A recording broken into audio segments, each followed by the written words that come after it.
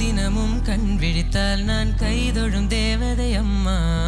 அன்பென்றாலே அம்மா என் தாய் போலாகிடுமா.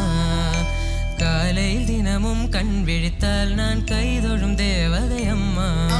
அன்பென்றாலே அம்மா என் தாய் போலாகிடுமா. இமை போல் இரவும் பகலும்